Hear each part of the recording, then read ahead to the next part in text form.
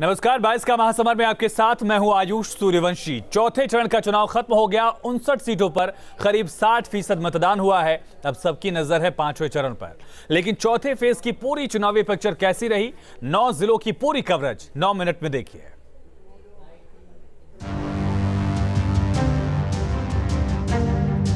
लखनऊ की लड़ाई में चुनाव का चौथा चरण अवध में रहा। अवध के इस अश्वमेध में जनता ने वोट की आहुति डाल दी है। सुबह 6 बजे से ही न्यूज स्टेट अपनी चुनावी टीम के साथ कवरेज के लिए तैयार था। 9 जिलों की 59 सीटों पर वोटिंग की हर तस्वीर की चुनौती को लेकर फील्ड से रिपोर्टर्स की टीम तैयार थी। लखीमपुर खीरी में जो कांड हुआ था उसकी वजह से कहीं ना कहीं जो वो मुद्दा था पूरे देश में चर्चा का विषय बना था। तो हो सकता है कि लखीमपुर और जो आसपास के इलाके हैं, चाहे हम पीलीभीत की बात करें या फिर सीतापुर की बात करें, तो वहां पर वो मुद्दा थोड़ा बहुत काम करे। सुबह 7 बजे से 9 बजे के बीच सुबह 7 बजे से वोटिंग शुरू हुई। पहली बड़ी तस्वीर लखनऊ से सामने आई, जहां बीएसपी अध्यक्ष मायावती ने वोट डाला। साथ ही उन्होंने गृह मंत्री अमित शाह के बयान को लेकर प्रतिक्रिया भी दी। बीएसपी को अकेले दलितों का ही नहीं, मुसलमानों का ही नहीं, बल्कि अति पिछड़े वर्गों का भी और अपर कास्ट समाज का भी, अर्थात सर्व समाज का वोट बहुजन समाज पार्टी को मिल रहा है। लखनऊ के सरोजिनी नगर विधानसभा सीट से बीजेपी प्रत्याशी राजेश्वर सिंह मतदान से पहले मंदिर पहुंचे और पूजा की। विपक्ष पर निशाना भी साधा। पार्टी चुनाव लड़ती है, पार्टी की विचारधारा चुनाव लड़ती है और ये पार्टी पूर्ण बहुमत से सरकार बनाने जा रही है और बहुत भारी विजय होगी यहाँ के कार्यकर्ताओं की। वोटिंग शुरू हुई और करीब 8 बजे से ही कई जगहों से ईवीएम खराब होने की खबर भी सामने आई। इसके चलते उन्नाव के 12 पोलिंग बूथ पर वोटिंग प्रभावित रही। पीलीभीत में भी बूथ संख्या 311 पर ईवीएम खराब होने की खबर सामने आई।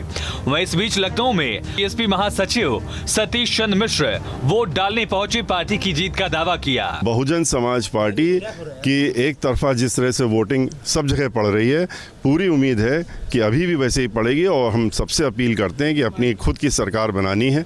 इधर उन्नाव में वोटिंग के लिए पहुंचे बीजेपी सांसद साक्षी महाराज ने हिजाब को लेकर बयान दिया। कहा इसकी आड़ में फर्जी वोटिंग होती है। आप पहन करके वोट डालो, कौन जाने कौन वोट डालने गया, लड़का है कि लड़की है।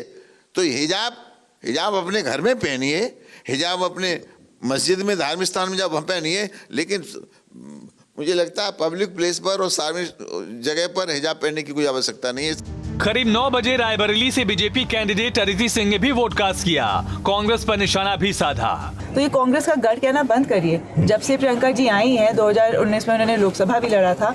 उसके पहले तो फिर भी शायद 2 सीट थी, तब तो 1 पे रह गई। तो why you calling it Congress का? करीब 9 बजे तक केंद्र राज्य सरकार के तमाम मंत्री वोट डाल चुके थे। इसमें रक्षा मंत्री राजनाथ सिंह, केंद्रीय गृह राज्य मंत्री Ajay Mishra Teni, deputy CM Dinesh Sharma, UP सरकार में मंत्री ब्रजेश पाठक, आशुतोष टंडन और मोहसिन रजा ने भी मतदान किया।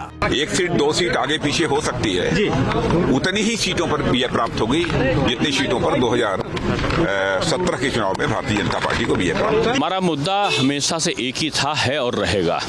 वो है विकासवाद का मुद्दा।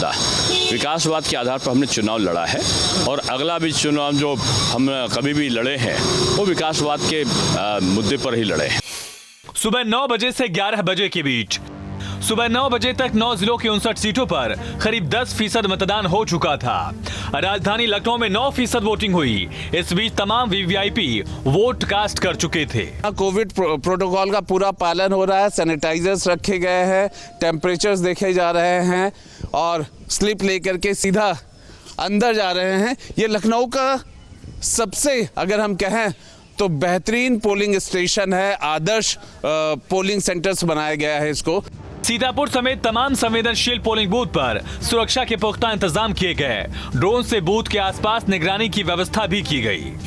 सुबह 11 बजे से दोपहर 1 बजे के बीच तमाम पोलिंग बूथ पर शांति से वोटिंग चल रही थी। 11 बजे तक यूपी में 23% से ज्यादा वोटिंग हो चुकी थी।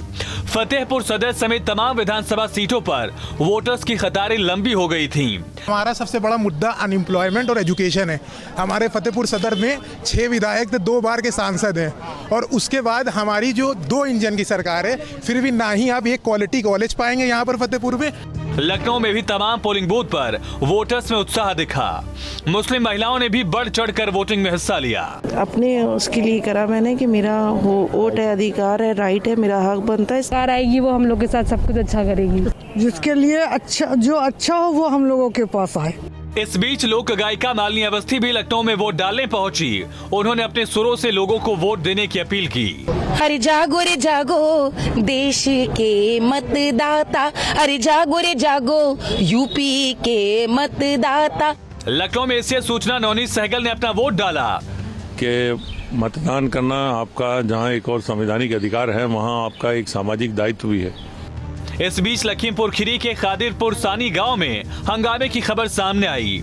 आरोप था कि ईवीएम में समाजवादी पार्टी के बटन को किसी ने चिपका दिया है। इस पर लोग भड़क गए। मौके पर पुलिस बल की तैनाती की गई। काल उस ईवीएम मशीन को चेंज कर दिया गया है। जो आरोपी व्यक्ति उसके खिलाफ तहरीर प्राप्त करके उसके खिलाफ मुकदमा पंजीकृत कर विधिक कार्रवाई की जा रही है।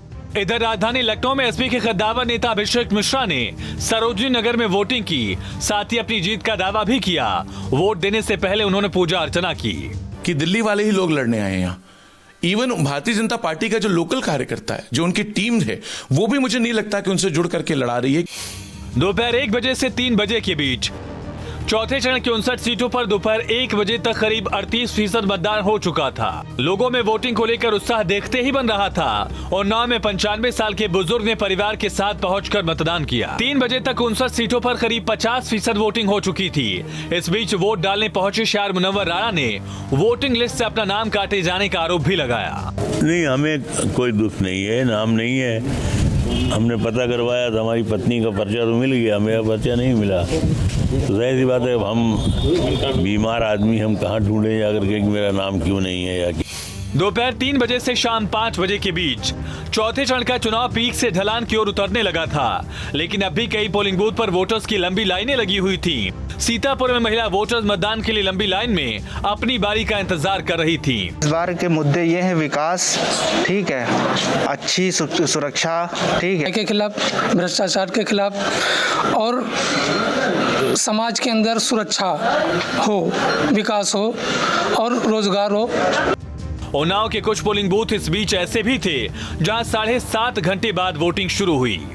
मूलभूत सुविधाओं की मांग को लेकर कई मतदान केंद्रों पर लोगों ने वोटिंग का बहिष्कार किया था। जिला प्रशासन के तमाम भरोसे और समझाने के बाद गांव वाले वोटिंग के लिए राजी हुए। पेड़ों में कुछ नाराजगी है और इसकी वजह से वोट नहीं डाल रहे हैं। ये समस्याएं जो भी हैं वो आचार संहिता के बाद सभी नियमानुसार निस्तारित की जाएंगी। लखनऊ के पोलिंग बूथ पर भी वोटर्स की भीड़ दिखी। हालांकि अब वोटर्स की संख्या कम होने लगी थी। मतदान धीरे धीरे खात्मे की ओर बढ़ रहा था। वोटर्स की जागरूकता एक तरफ, लेकिन पोलिंग बूथ पर बैठे अधिकारियों की लापरवाही भी इस बीच सामने आई। पीलीभीत में ड्यूटी पर शराब पीने के मामले में एक बूथ अधिकारी के खिलाफ कार्रवाई करने का मामला सामने आया। 6 बजे चौथे चरण का मतदान लगभग खत्म हो चुका था। जहां तक पूरे उत्तर प्रदेश की बात करें, पूरे उत्तर प्रदेश में भी जो पोलिंग परसेंटेज है वो एवरेज है और आमतौर पर लखनऊ जिस बेल्ट का चुनाव हो रहा है, इस बेल्ट में एवरेज परसेंटेज पहले भी देखा जाता रहा। 9 जिलों के 59 सीटों के लिए 621 उम्मीदवारों की किस्मत ईवीएम में कैद हो चुकी थी। अब जनादेश 10 मार्च को आएगा। Team news state.